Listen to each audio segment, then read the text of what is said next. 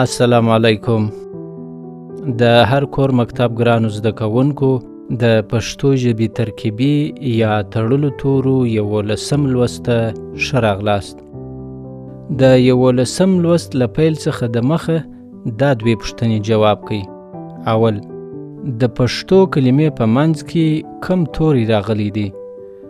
دوهم، د درویش په کلمه کې شین په نښه کوي. اوس نو خپل نوي درس ته ښه متوجه سئ او په دا 11 لوست کې د دوو تورو صاد او ضاد ترکیب یا تړل د نورو تورو سره درښیو. دا شکل چې تاسو وینئ صاد دی او دا هم د صاد شکل دی چې د کلمو سره په سر کې په دغه شکل راځي.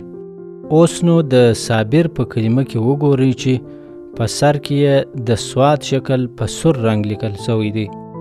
د صاد دا شکل چې لیدل کیږي د کلمو سره په منځ کې راځي.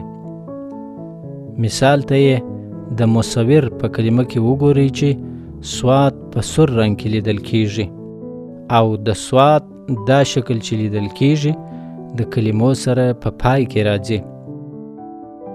مثال ته یې د اخلاص په کلمه کې وګورئ چې صاد په سور رنګ کې لیدل کیږي. اوس به د 11 لوست دوهم توري غداد ته راسو.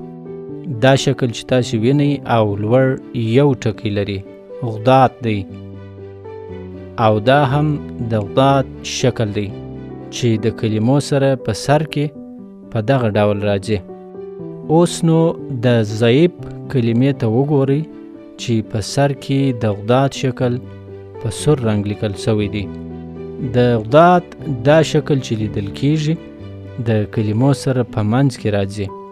مثال ته یې فضا په کلمه کې وګورئ چې غداد په سور رنګ کې لیدل کیږي او د غداد دا شکل چې لیدل کیږي د کلمو سره په پای کې راځي. مثال ته یې هم د فیض په کلمه کې وګورئ چې غداد په سور رنګ کې لیدل کیږي. د هر کور مکتب ګرانو زده کوونکو تر راتلونکي 12 لوست پورې تاسو د خپلو ورونو، خویندو او ملګرو سره داسې کلمې پیدا او ولیکئ چې په سر، منځ او پای کې صاد او غداد توري راغلي وي تر څو چې ښه مو زده سي. خوشحاله ژوند ولرئ. په مخه مو ښه.